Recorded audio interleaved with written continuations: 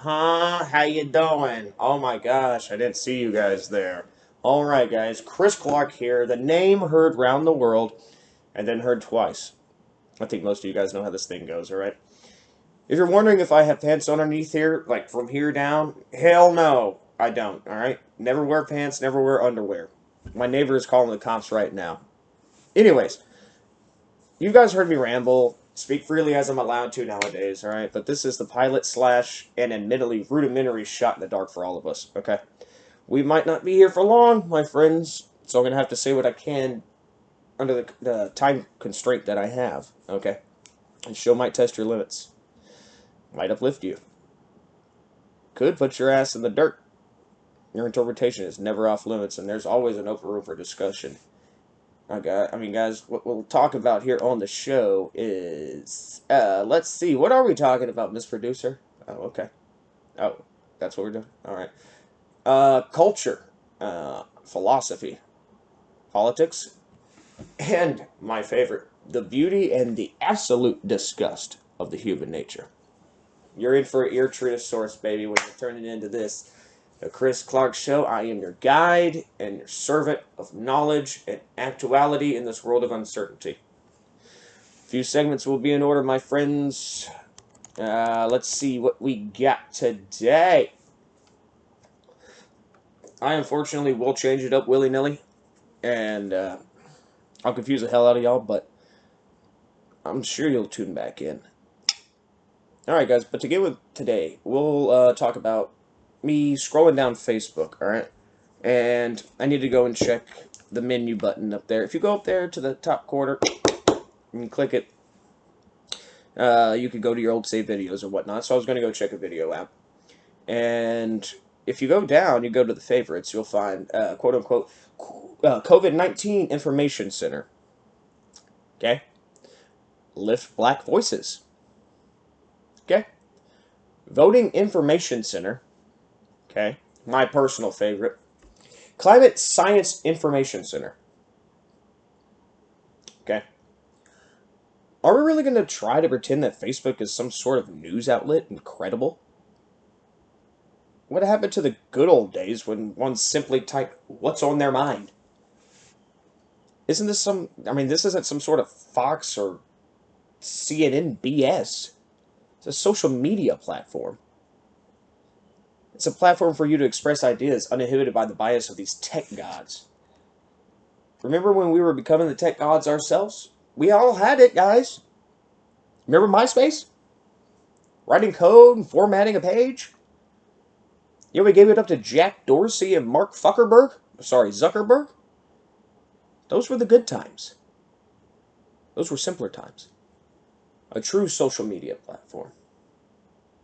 You know one thing that I'm really pissed off about all of us, or about every one of us, is how we gave up on Tom. You remember Tom, right? He was our first friend. This was the obvious beginning to the loss of social media. Right after we left him in the dust to go and kiss the heels of Jack Dorsey and Marky Mark. Shame on y'all. Shame on me as well, I suppose. Hope you're doing well, Tom. Sorry we betrayed you. My first and probably only friend. Alright, let's move on, guys. So, a past headline dated 2015, roughly reads, police officers apologize for excessive use of their sirens, citing they corralled a small group of 4-year-olds and wanted their opinion. That, quote, if the siren sounded more like whoop whoop or Nina, Nina. It's a great question. I probably was standing in the midst of that 4-year-old group. Now, I personally have been saying in every conversation that I've pretty much ever had that it's a no-brainer. Nina, Nina. Now, if you claim the former whoop whoop, then you just incriminated your ass. Okay? Because you were sitting in the car, Probably with something like this. Mm, that's that good. That's that good shit. All right, pass it, and then you hear whoop whoop whoop whoop whoop. It's the only time you hear whoop whoop. Like I just said, you incriminate yourself, you criminal bastards. All right. Personally, I would like to hear a cop car sound like, I don't know, maybe something like a ice cream truck coming down the road. Like, here's a Choco Taco and a speeding ticket. I wouldn't mind that. Can't live in a fantasy world all the time, I suppose. Anyways, speaking of fantasy worlds, another point here, guys. I'm trying to get this show going. My beautiful girlfriend, beautiful, luxurious, perfect, all those words to help me not get slapped later. Girlfriend Julia was planning to go pant shopping today with her mother, and her father warned her that most places wouldn't allow people to go into dressing rooms, which I thought was stupid as shit, obviously. And that's obvious to the COVID fact. Oh, whatever. Alright. But, so what is one to do here at this juncture is my question. As Julia noted, she and probably most women like her like to grab about 97,000 items, to try on. So, on a side note, let me finish this cigarette, y'all. On a side note, this is why I don't go shopping with women at all, especially Julia, or really any girl at all. I'm sure most of you guys out there can agree with this. You guys get the duty of just staring off into the distance while pushing a cart and just examining and trying to put together how much money you're about to spend because you'll never financially overcome this. I mean, if I'm talking crazy, guys, please tell me. Alright? Please tell me. So, lost my place here, guys. I'm sorry. Hold on. Alright, back to the point at hand. It's a ridiculous point. Weren't we always having our uncovered bodies in these dressing rooms, trying on items, and life went on as it always does, just the same as we did back in the day whenever there was, the only thing that you could drink out of was a water hose? We lived, right? And life went on. We caught diseases, we caught viruses, we lived. Maybe not diseases, diseases are a different thing, but, viruses. We caught them, we moved on from those. Correct? I just think it's a curious point, and it's very interesting. Why would it, like me taking all these clothes home to try them on, because that's what women do, they try on their clothes, and they walk out, and they want to go, how does this look? How does this look? Yeah, they do that every time. That's why I just don't go shopping with them anymore. But why would me taking them home, and God knows what happened to the clothes from in the midst of this entire ordeal.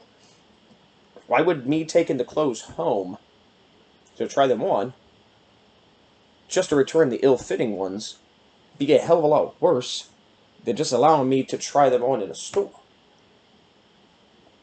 Makes zero sense. Unless, of course, you think of the business model at hand. Continuing the circle of the patronage. Is it ludicrous? Yes, sure. But not a bad business model at all. I guess I can applaud these stores. Alright, we're moving on. Let's see. Now we have to talk about Jeff Corwin for a minute. And I really hate to do this because everybody wants to go, who the hell's Jeff Corwin? Even though that was a name in the back of your mind somewhere. And if you don't know, he is the Walmart version of Steve Irwin. Okay. I, for some reason, was watching Ocean Mysteries the other day with Jeff Corwin, and I could only ask why. Not why am I watching this, because it is kind of interesting, but why do we study the animals the way we do? I was trying to dig deeper, making and giving jobs to people to study migration, sexual activity. Why? A bear will fuck you up. We know that. A fish will swim. Yeah, it's been confirmed. We all know this. What are we searching for? What is the purpose of spending money on these so-called doctors to tell us what we already don't care about? I guess it's one thing to study something that interests you, and that's fair. But couldn't we put the same interest and prowess into utilizing and be directed towards the human nature? Human race, rather? I think there should be more sociologists and psychologists than there are marine biologists. And none of that really truly affects us. It's just more about your own interest in something, rather than the progression of your own species. It's unchristian. You know what? Call me shellfish. Oh, I'm sorry. Selfish. But I'd like to see our race progress in every avenue that we can go down to build up the human race rather than really give a shit about a manta ray and its family. Alright. Let's get to our last segment, guys. I told y'all we're on a time constraint, 15 minutes, so let me see if I can knock this out. We're about at 11 minutes in. Alright, guys. So if y'all follow me on Snap or Insta, then you might have heard about a segment I was trying to do. The two movies this week that didn't want me... sorry, guys, let me redo that. The two movies this week that didn't make me want to punch children in the face. Well, I'm going to try to revamp it, alright, into one quick movie review. Save everyone the time and effort, alright? We'll be talking about 2001: A Space Odyssey, alright? Not quite my favorite movie of Stanley Kubrick's, but it definitely doesn't hold a candle to Clockwork Orange or Full Metal Jacket, but it truly is a beautifully made movie, especially for its time in 1969. If you guys haven't checked it out, you have to check it out. It's a beautifully made movie, especially visually. Anyways, a hell of a lot better than watching any given Marvel movie, or, I don't know, any DC movie as well. I'll get back to the point at hand.